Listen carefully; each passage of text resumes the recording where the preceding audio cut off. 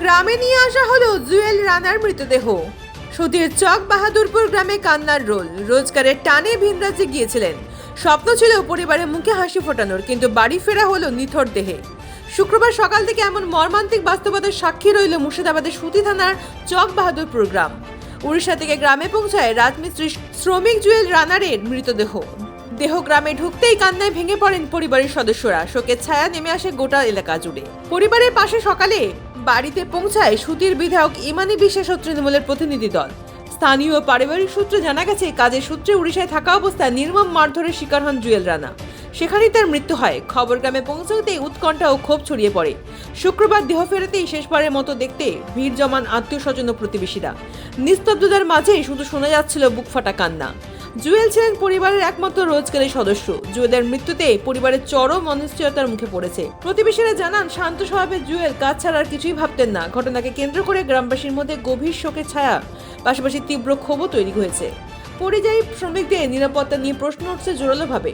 তাদের দাবি, ঘটনার সঙ্গে যুক্ত দোষীদের দ্রুত গ্রেপ্তার করে দৃষ্টান্তমূলক শাস্তি দিতে হবে। পাশাপাশি ভিন রাজ্যের কাজে করতে যাবার শ্রমিকদের সুরক্ষা নিশ্চিত করার দিকেও প্রশাসনের হস্তক্ষেপ জরুরি বলে গ্রামবাসীদের। জবে থেকে ডাবল ইঞ্জিনের সরকার এসছে তখন থেকে উড়িষ্যার বাংলা ভাষা কথা বললে বাংলাদেশি বলে দাগিয়ে দেওয়া হচ্ছে এবং পার্টিকুলার একটা সম্প্রদায়কে টার্গেট করা হচ্ছে এবং তাদের উপর অত্যাচার করা হচ্ছে।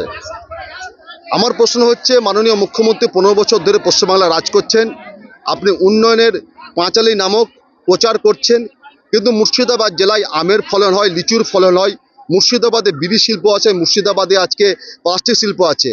আপনি বড় একটা কোনো ইন্ডাস্ট্রি করতে পারলেন না, বাংলাতে করতেই পারলেন না, মুর্শিদাবাদে করেনি। যদি বাংলায় শিল্প তৈরি হতো, মুর্শিদাবাদ শিল্প হতো, কলকারখানা হতো, তাহলে এলাকার ছেলে এলাকায় কাজ পেতো।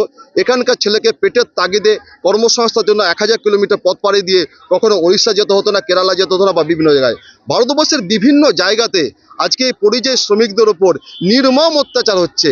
আজকে যে মায়ের কোল খালি হলো, সেই জন্য কিন্তু কোনো ক্ষতিপূরণ করা যায় না। কে ক্ষতিপূরণ? তার যে যন্ত্রণা আমরা দেখতে পেলাম। তারা আমাদের এই ছেলেগুলোকে অত্যাচার করেছে, এরকমভাবে নৃশংসভাবে হত্যা করেছে। আমরা তাদের ফাঁসি চাই। সরকারের আইনকে, প্রশাসনকে, পুলিশকে জানাই আইনিক ব্যবস্থা নিতে হবে।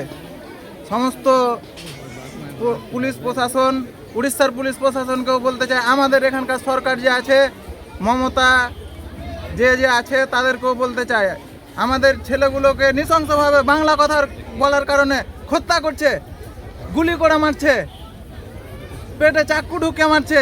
সম্বলপুর থেকে কিছুদিন আগে আমরা 10-12 জনকে, আমি গেছিলাম, আমার ভাই গেছিল, আমার বোনেরাকে মেরে তাড়িয়ে দিয়েছে। 2 বছর থেকে ঘটনাটা হচ্ছে। কি করছে সরকার? শুধু বাংলা ভাষার, বাংলা কথা বলছি, এই কারণে আমাদেরকে এরকম ভাবে অত্যাচার করছে, বাংলা কথা বলার কারণে। আমরা বেঙ্গলি, কিন্তু বাংলাদেশি ভাবে আমাদেরকে এরকম ভাবে মারছে। পরিস্থিতি আপনারা সবই জানছেন, সবই বুঝছেন। আমরা বাঙালি, আমরা ভারতবাসী, ইন্ডিয়ান। বাংলার বহু মানুষ, কেউ পরিযায়ী শ্রমিকে, কেউ বিজনেসের ক্ষেত্রে, কেউ ব্যবসা ক্ষেত্রে, বিভিন্ন রাজ্যে আমরা ভারতের বিভিন্ন জায়গায় আমরা কর্মক্ষেত্রে যাই। যেখানে ভারতবর্ষে ডবল ইঞ্জিনের সরকার আছে, বিজেপি শাসিত রাজ্য আছে, সে ছত্তিশগড় বলেন, উড়িষ্যা বলেন, মধ্যপ্রদেশ বলেন, আসাম বলেন, আপনার উত্তরপ্রদেশ বলেন, হরিয়ানা বলেন, রাজস্থান বলেন, সমস্ত রাজ্যে বাঙালি বাংলায় কথা বলতে গেলেই তাদেরকে আঘাত করছে।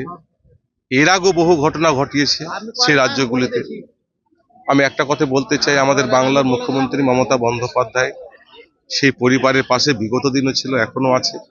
সেইভাবে 100% সেইভাবে সহযোগিতা করে এসছেন এবং আসছেন। এই বডিকে আনা থেকে নিয়ে আমরা যখন থেকে শুনেছি, আমাদের রাজ্য সরকার তৎপর হয়ে তার বডি নিয়ে আসার ব্যবস্থা আমরা করেছি। আমাদের অভিষেক বন্দ্যোপাধ্যায় তাকে 100% সমর্থন করে সেখানে আনার চেষ্টা করেছেন আমরা। কিন্তু আমি বলতে চাই, যারা এই বাংলায় বিজেপি যেইভাবে নেতাগুলো আছে, যে রাজ্যে ঘটনা ঘটেছে বিজেপি, তাদের কি চোখে পর্দা দেওয়া আছে? তারা কি কানে শুনতে পায় না? তারা কি নিঃস্ব হত্যা করছে, তাদেরকে দেখতে পায় না? তা সে কি বাঙালি নয়? আমি প্রশ্ন তাদেরকে ছুড়লাম।